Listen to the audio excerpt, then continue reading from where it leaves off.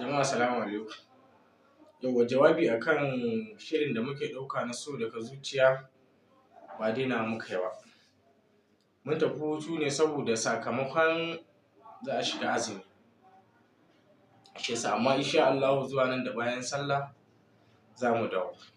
Za mu dawo so daga zuciya kashi na biyu. Ko in ce muku season 2. Ku tsaya ku kalla saboda wanda za mu fara yanzu ya fi wancan ƙawatarwa. Wannan labarin na daban ne ba wai irin wancan labarin ba ne wanda kuka sani. Sha kallo lafiya. So daga zuciya na yi miki ba da wani abu na ke ba. So daga zuciya ya fi ciki ya yi mamaya. Ki yarda da ni a so kar ki bari ni na sha wuya. Wato wannan karan fa labari ne nan za a sha shi mai ban mamaki. Ba zan ba ku labari ba saboda idan na ba ku labari na ba ku satar amsa. Amma fa so daga zuciyan da za mu fara ne yanzu ya sha bamban da wanda kuka sani a baya. Saboda wannan labarin akwai rikici kai ba zan faɗa ba. Idan na faɗa muku zan ba ku satar amsa. Amma bari na ɗan yi tunani. Gaskiya ba zan faɗa ba. So daga zuciya ya bi jiki ya yi mamaya. Ki yarda da ni a so kar ki bari ni na sha wuya. So daga zuciya, so daga zuciya, so daga zuciya, so daga zuciya.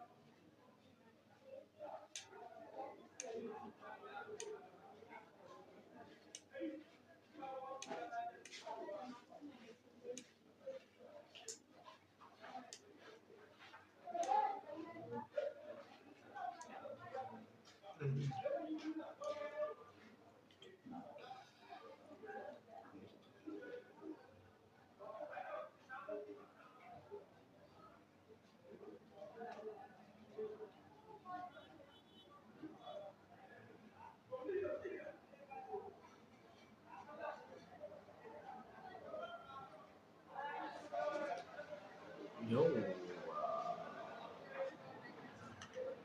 Masha Allah.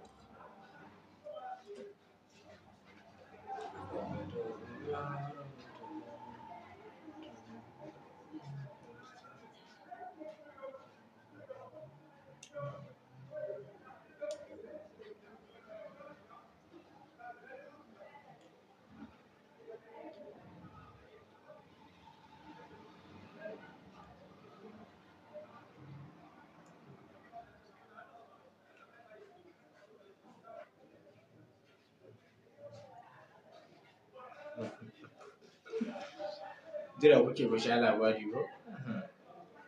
Ina tunanin irin salon da zan zo muku da shi wanda ba ku taɓa tunani ba a wannan so daga zuciyar namu. Yauwa.